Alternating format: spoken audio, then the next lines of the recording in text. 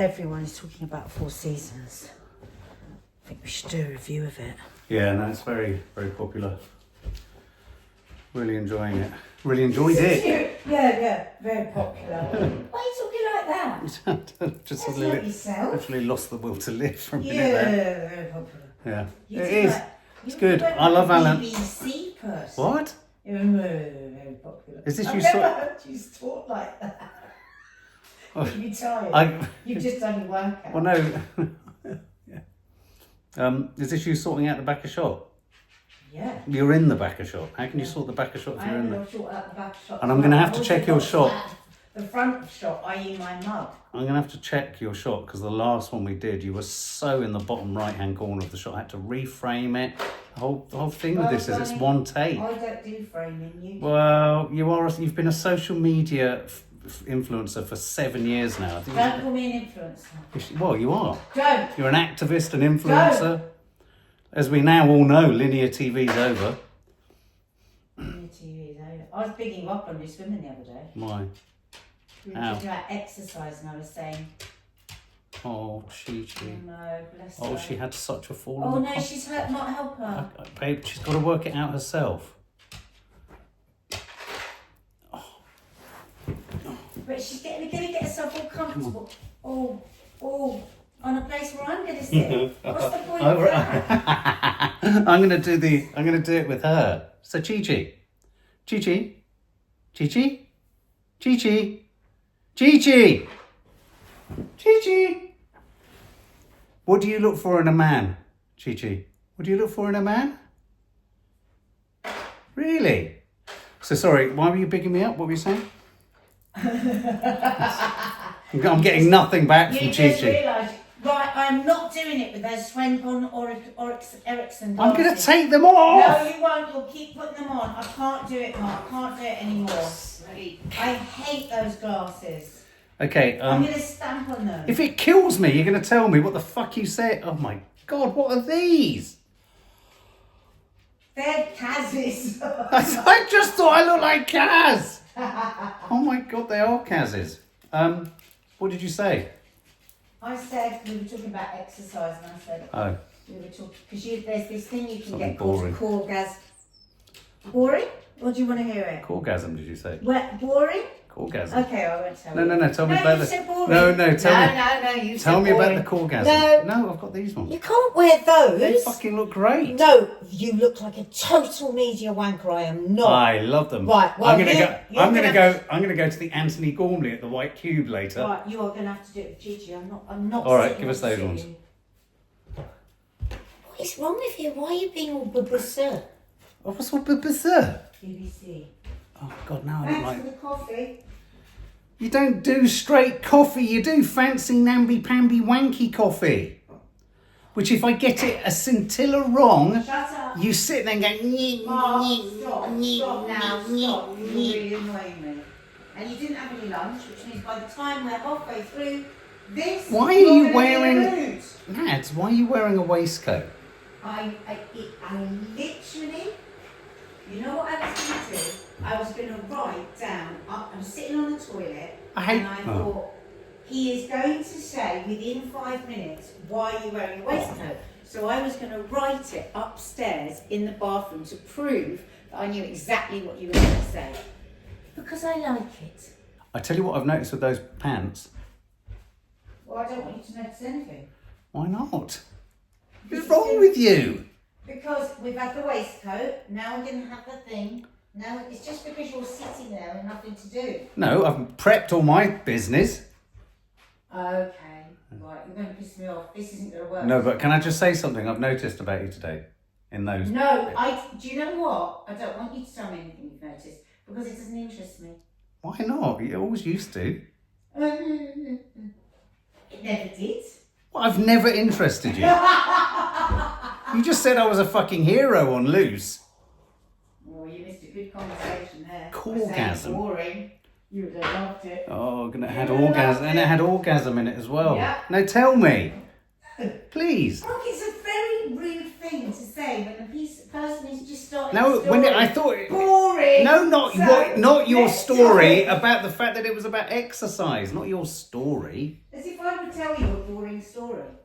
Anyway, what I've noticed in those pants is you've got a wedge. What kind of a wedge? A nice spatial wedge. What? What's a wedge? Don't worry. Right, so please take that out. You're not putting that in. You are literally encouraging weirdos everywhere. Oh, I've said it many times and I'll say it again. Go back onto Nadia's Instagram for the last 3 years. That's where all the weirdos are. They're all there, all hanging out. Weirdos. They are, babe, in amongst the women who find you inspiring, there are thousands of men. Now you're being a cop. Thousands of men just having a great time. Mark! Stop it! You're encouraging it. You encourage it. I was saying to a friend of mine the other day, I said, God. Which friend was that, You Nad? wouldn't believe. Who was this? I might have been saying it. Well, I might have been saying it to Kelly. I was saying what you'd said about men looking at me on my Instagram. And I said, I never ever think of a man looking at me on my Instagram. And what did they say? They were like, yeah, no, you wouldn't, would you? Because you're doing it for women. I said, yeah, totally. I said, but I'm sorry for being a man. No, I'm not talking about. Yeah, but I don't look at it through the eyes of all women. I can't. No, but you think I'm thinking about men. Oh no, no, I didn't say that at all. You're talking. Said to me, oh, No. You can't say You're anything. saying I'm encouraging weirdos to kind of come to everything that I say. You don't do your content for weirdos, but weirdos are there. Because and you know how I know? Because I'm one of them, and I'm there too. Mark, stop it. At least I'm weirding out about my own wife. I just didn't expect to have thousands of other men there. Stop lying. I am now at the age where I am invisible. Well, I've There also are not noticed that thousands. you've stopped showing your ass since you got shadow banned. Shut up. Yeah, the reason why your numbers aren't growing on Instagram is because of your bum. Yeah. And I'm like, oh God, what do they hate it? No, you just can't show it. Isn't it ridiculous? That's with knickers on. Try it with knickers off then. Mark! Look at your wedge. What is a wedge? Oh, do you mean like visible panty line? No. Like a triangle. What, you mean my vagina? Nad! You can't do that. I don't know if you're going to be able to move Chi-Chi. Well, that's what I said to you.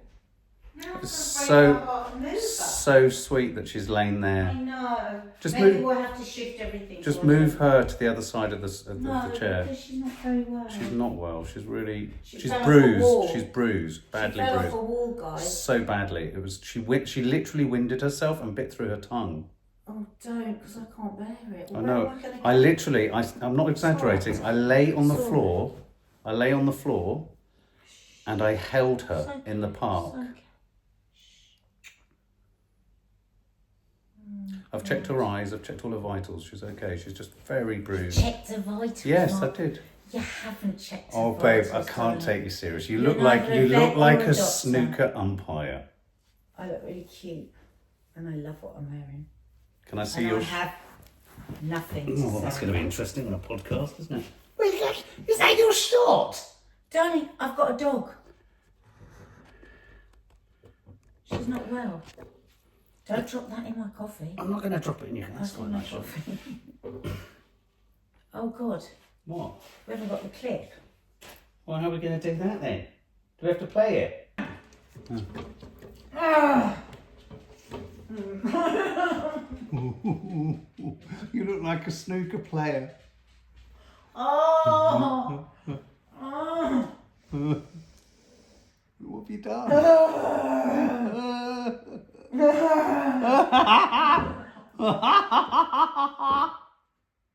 I'm really badly stuck my toe.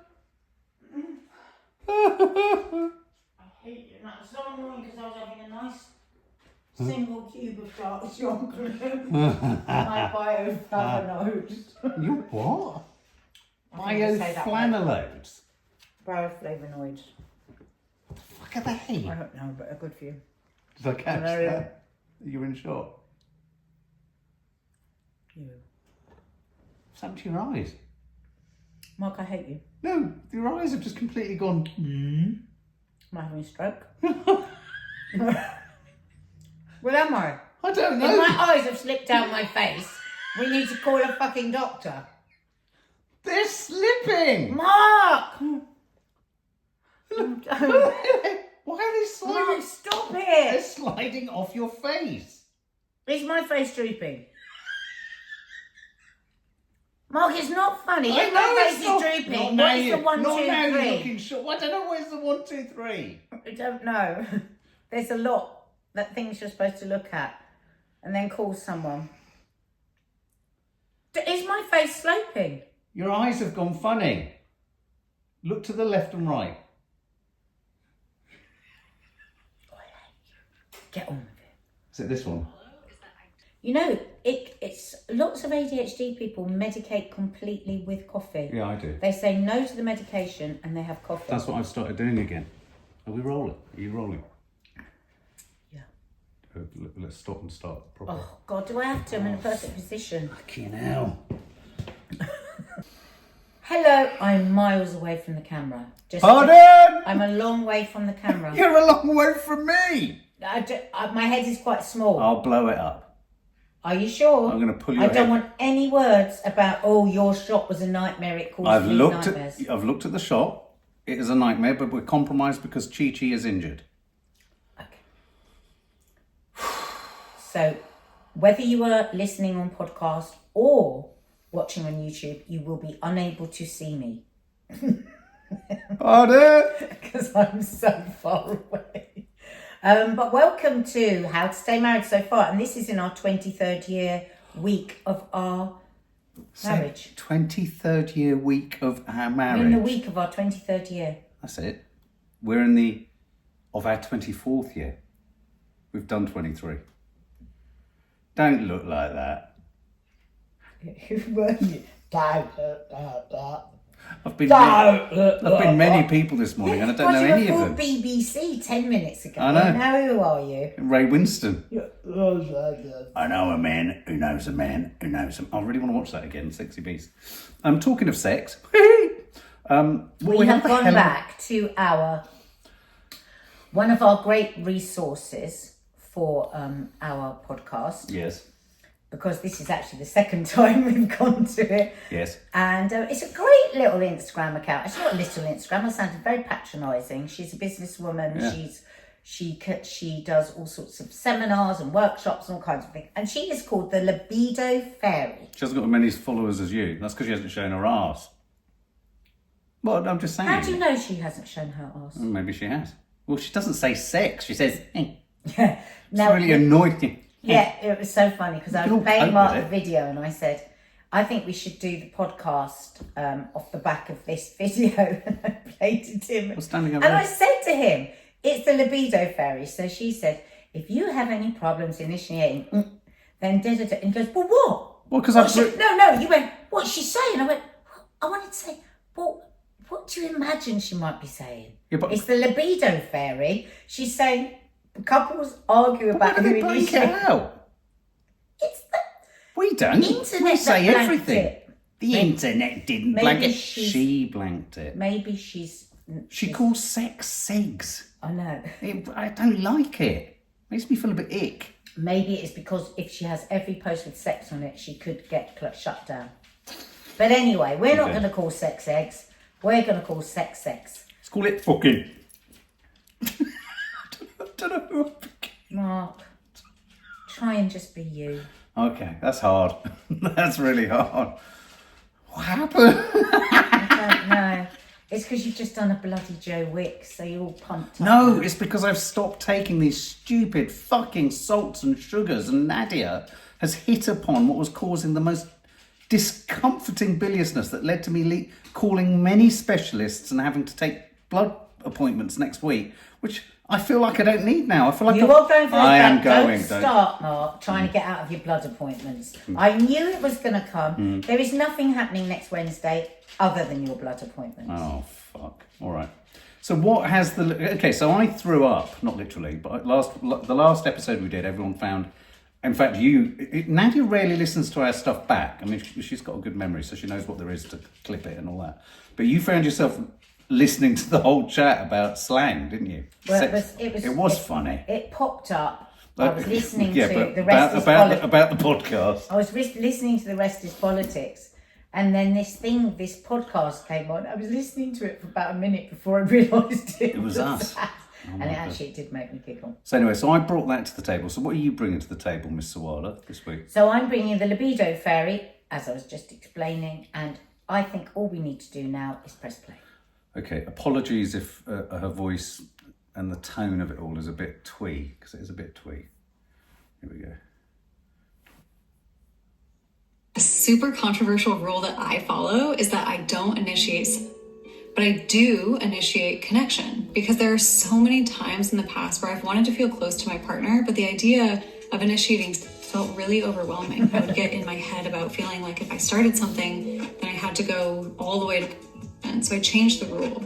For my relationship to feel passionate, I don't have to initiate sex, but I do have to initiate connection. A cuddle, a makeout, slow dance, massage, showering together. Sometimes it leads to sex and sometimes it doesn't, but every single time it leads to intimacy. What did she do when she wants to say blowjob? Yeah, or anal. I mean, all right, crikey. stop. All right, sorry, I know there's a whole list I could run through. Okay. So first of all, there is when she's talking about sex, but in one of those, she's actually talking about intercourse. So just to let people know, so that was the longer gap. Yeah, so it doesn't always lead to intercourse. Now, right. I have never spoken to anyone about sex. Haven't you? That that I'm not in a relationship Yeah. with, that doesn't talk about this initiation. Who initiates? How one person gets more annoyed that the other one never initiates. How the initiation isn't how they want it to be initiated. And it was quite interesting there. You weren't listening to it at all, so you have no idea what she was saying. 100%. Well, I was trying to get my head around that moment. So of that. Did you get any of what she said?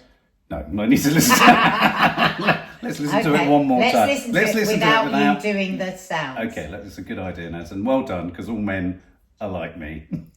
A super controversial rule that I follow is that I don't initiate, but I do initiate connection, because there are so many times in the past where I've wanted to feel close to my partner, but the idea of initiating felt really overwhelming. I would get in my head about feeling like if I started something, then I had to go all the way to, and so I changed the rule.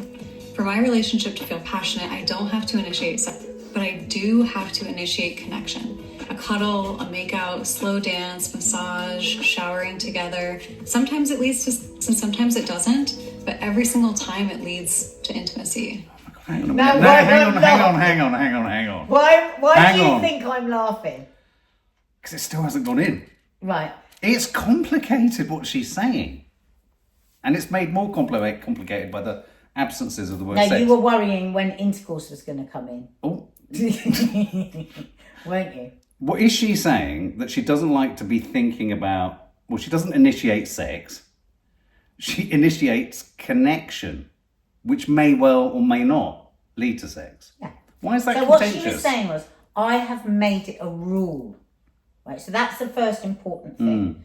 Because once you make it a rule, you're taking out the expectation. So what she's saying is initiating doesn't work for me because I'm more about the connection than I'm about just the sex.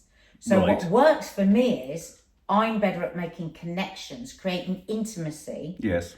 But another reason I was laughing was, as she said, taking a shower together, giving a massage, all of that off. For me, that's full on bloody sex. I was about to say, yeah, I mean, you're not... Because you were like practically going, oh, you were going cross-eyed at the thought of a shower. Well, I mean, I would do anything massage. to have a shower with you. I would love that. I'd love it. No, Mark, we are long enough in the tooth to know exactly what having a shower together. I'm long enough in certain departments to want to have a shower with you. It is so eggy. Oh, Nat, there's nothing nicer. Having a shower with her, ooh, just like... Well, hang on, I don't do who. Hang on then.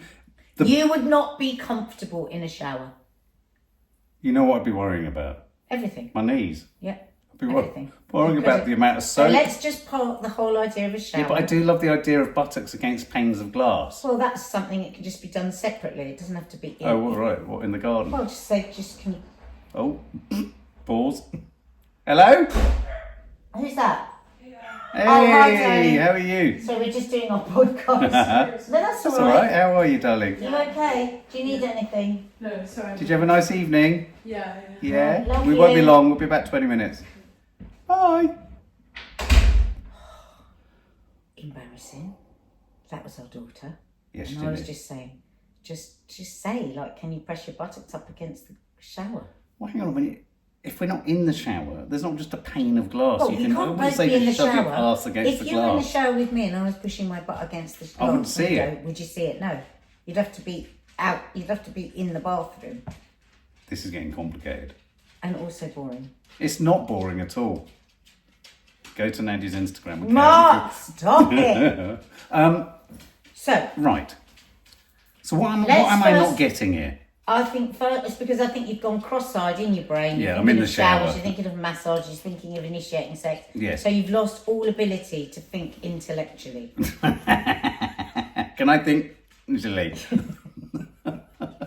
So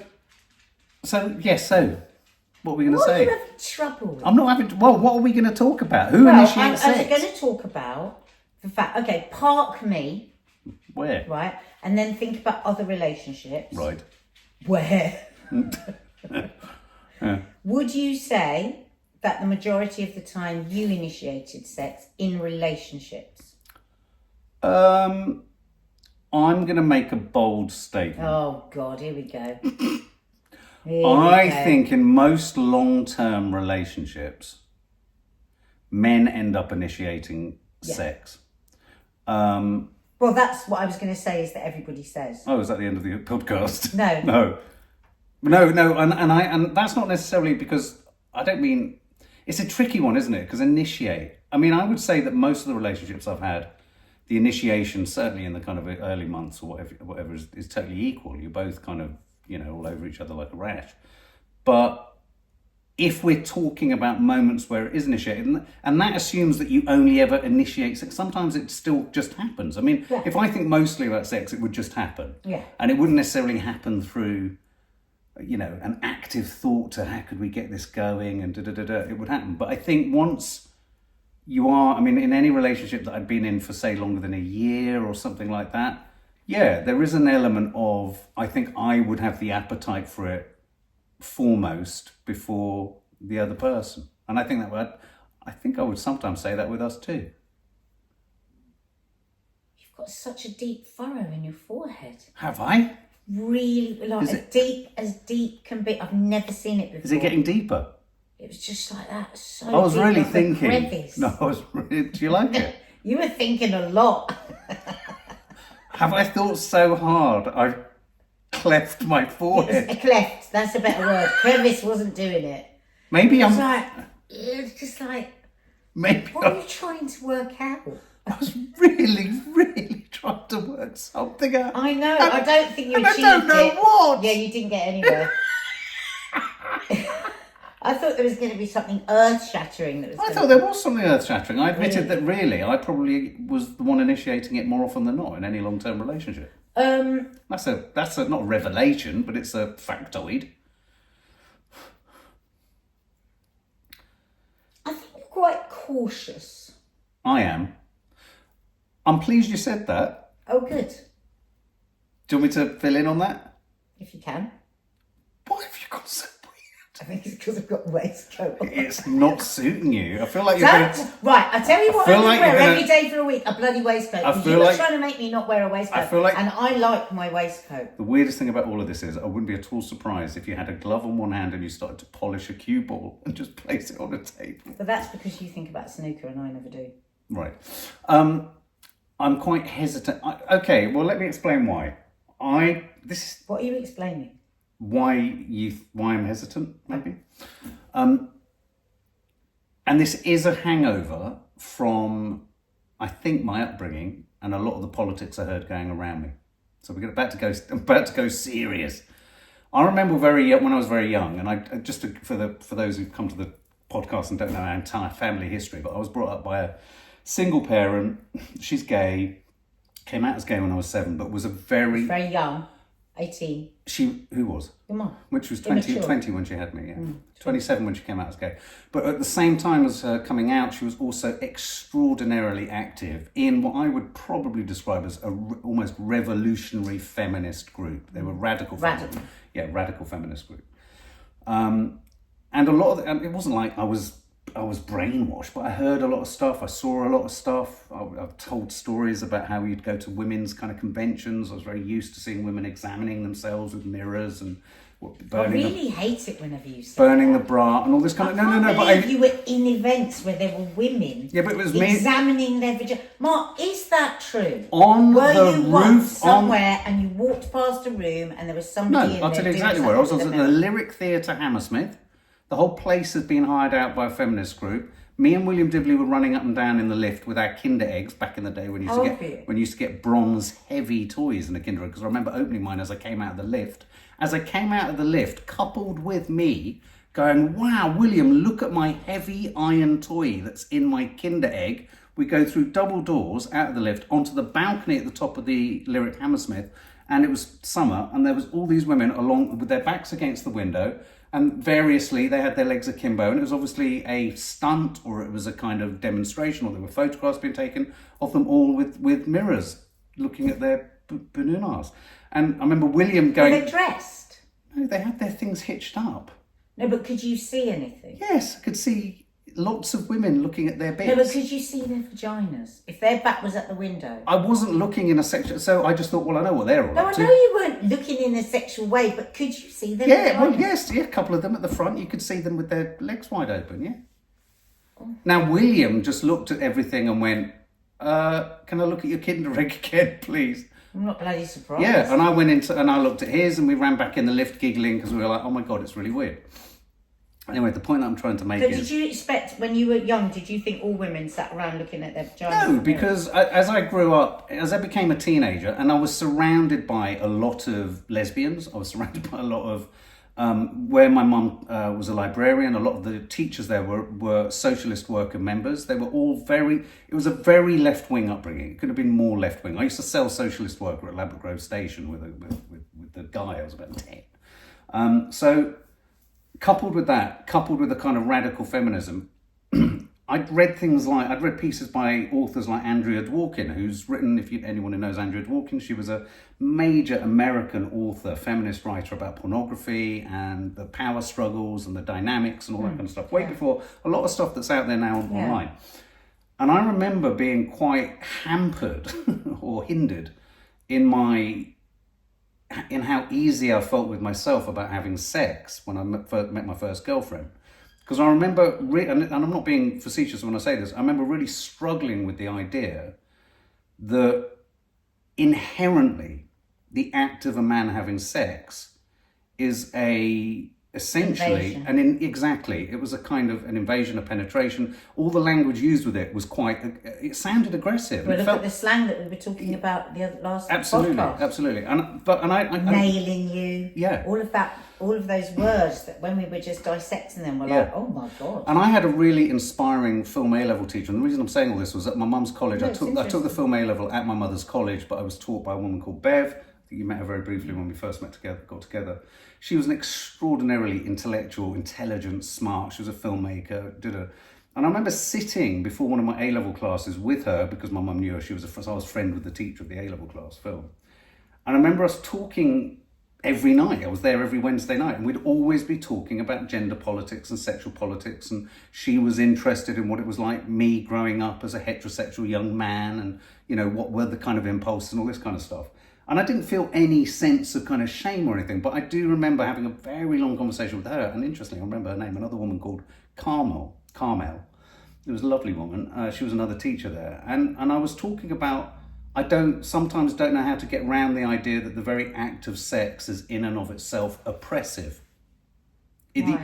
And not only is it oppressive, but And what I was trying... Very confusing, actually. It is for a very young confusing. boy. But then also, I've talked about this before, if I think back to when Jane had given me, I don't even remember, I said she bought me these French pornography magazines. I didn't know what to do with that because I remember thinking it aroused me and I remember feeling something and I remember feeling like, oh, I shouldn't be and this is wrong. And the gaze and looking at women. It was, my first ever documentary I made at the age of 14 was called... As in G-A-Z-E. G-A-Z-E. not the I made a gaze. documentary at 14 years of age, 14 years old. A documentary on a shitty little VHS camera called Beginning with the Look, and it was about the male gaze in film. Oh, the I didn't accused. see that. But I interviewed all still the got people it? at my mum's college. I didn't have any specialists. I was just interviewing people I knew. Oh, cool. But Bev was in it, Jim was in it, all these people were in it. It's called Beginning with the Look.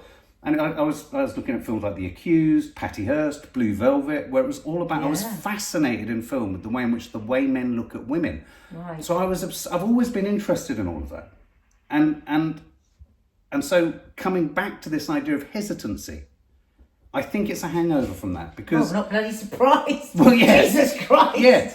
It's amazing you ever get anywhere I would with hate. it. Well, exactly. I think I've done remarkably well. You're doing very to, well. to initiate anything. Sound like a right fuck up, but I mean, Jesus Christ, I'm not. I mean, otherwise, we wouldn't have had sex. But it... I've not really talked about any of that to you. Is that? I mean, I've Well, never. no, really, I've got to say, no. No, but I've never. But I do think there is a No, direct but correlation. I've never said it to you. What? You haven't. Who's never said what to who? I'm lost. No, but you. But I've what said you were something, saying yes. there, like me understand you being brought up in that very sort of radical feminist household. Boys were sort of looked upon as sort of, an evil thing almost. Not by your mum, but a lot of the groups and all of that sort of stuff. And I knew about the mirrors and vaginas and all of that. And all those films, absolutely. And also you're a very considerate person, and you're very, you're often on your tiptoes not to do the wrong thing. Even with the girls and the way you talk to them and everything, sometimes you overcompensate to be right and to be good. And I mean, my God, much better to be that way than be the other way, because if you're that, then you can come back to a more comfortable place with yourself. I mean, sometimes, but to bring somebody from the other side into a more, so I had to sense that, but I've never said to you before that you are hesitant. Yeah, I am. No, but I would so agree. even like when you said, "Oh, I'd love a shower," I thought you wouldn't really. No, I would. You would in your head. Yeah, but in your actions. No, I would. I don't know how else to say this.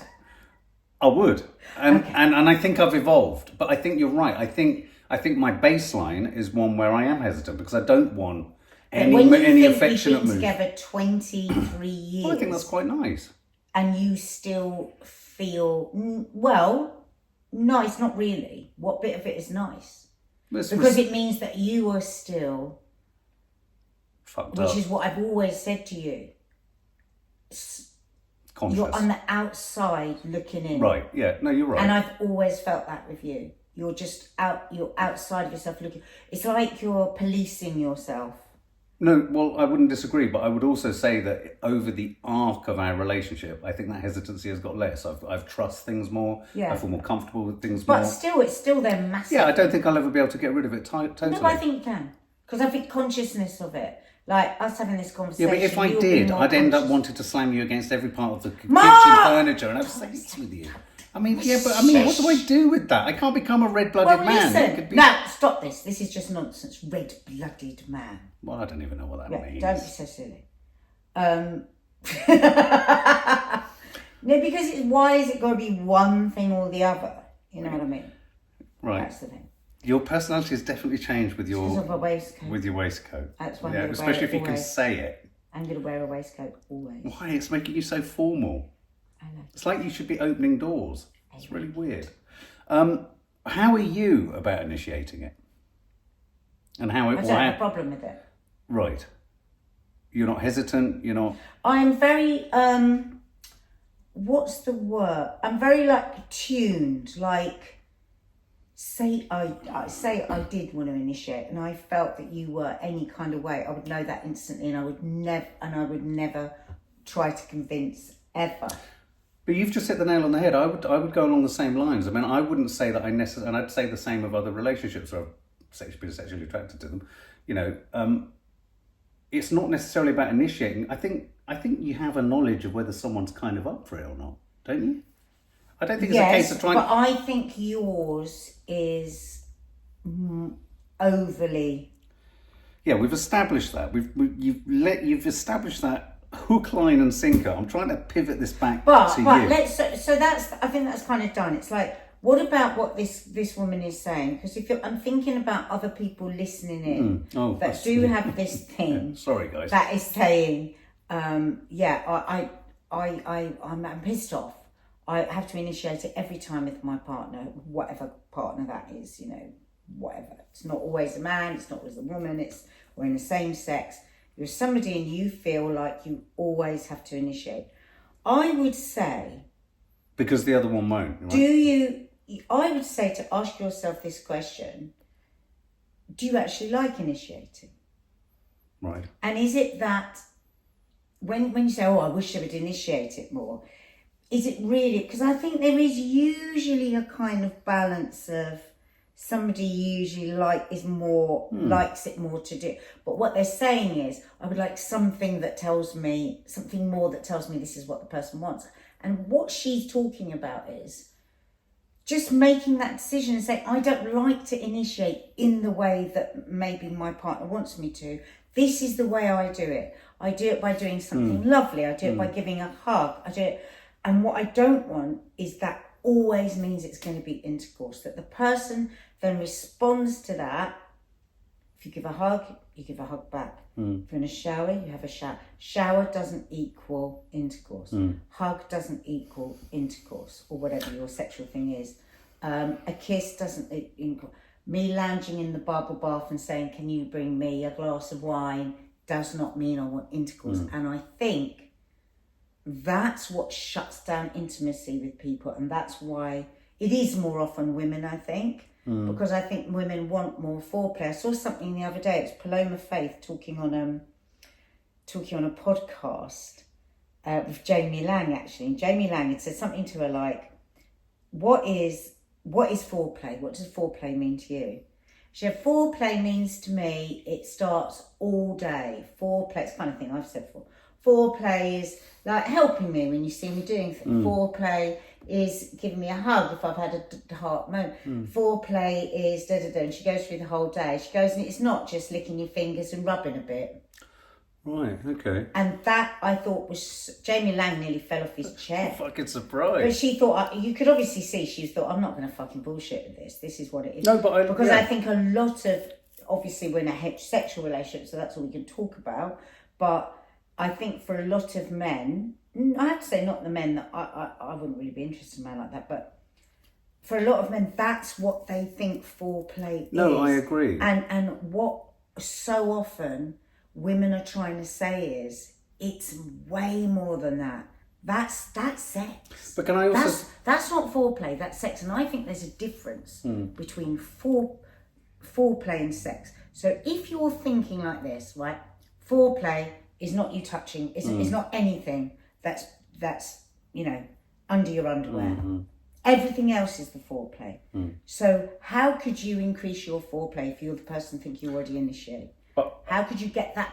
Because what we'll think of is the classic getting somebody in the mood. No, absolutely. Is think outside the box. But I think all of this line of thinking is really helpful. I mean, I don't know if you felt it or not, but I mean, in the last week or couple of weeks, I mean, obviously been really unwell, both of us, for a while there, but prior to falling sick and afterwards, I've allowed myself, because actually the issue is not with how much I'm attracted to you and whether you want to be affectionate with you more often and stuff like that. It's just that I, as you just said, I allow myself to get into my head too much, and I think I don't want it to think it's leading to that, and so. But what I've tried to be is like when I've felt these overwhelming moments where I've just wanted to come over and give you a kiss, or like when you've been over there, or you've been at the table, you've been somewhere, or come up to you in the bedroom, in your room, in the wardrobe. I've just thought, in the wardrobe. No. My room isn't in the wardrobe. No, but I mean, I've just gone, just do it. Yeah. And although I've kind of had that thought of just you're feeling it, just go and feel it and just be it with her. And it's really nice because it's not sex. It's not about having sex. It's not about an end result And or yet anything it's like foreplay. And yet it's foreplay, And yet absolutely. it's intimacy. But I think I don't think one can think about that too much. I think it's really good what Paloma Faith said it. I think it's really good what she said, because I think it's so crucial. You've said it many times, like you jokingly say it's about filling the dishwasher. It's something I think about. It's about cherishing. I think it's something I think about a lot. But what I would say is it also spins back the other way for men. Absolutely. And I think there is an assumption that, and I'm going to take inspiration from Paloma Faith saying lick your fingers, and it's not just a quick jerk off or something. Men also like to be dealt with tenderly. They like moments of intimacy too that will in the end possibly lead to something that's more sexual later. But I think the thing is, men just get too impatient. So like, if you were to rub your partner's leg, they're like, aye. And I know that a lot of women listening to this will 100% say I wouldn't. true. You know what I really sometimes really miss, or no, I don't. It's not criticism. I'm just saying something. No one's got the time for it. I haven't got the time to do it for you. You haven't got the time to do it for me. There is something so nice about someone who loves you and that you feel trusted and you trust.